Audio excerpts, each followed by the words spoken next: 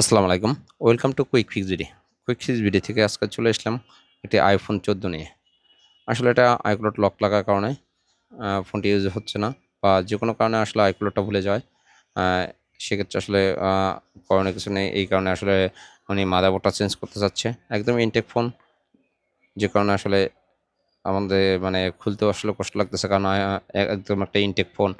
আ খুলে ফেলে মাদারবোর্ডটা চেঞ্জ করতে হবে।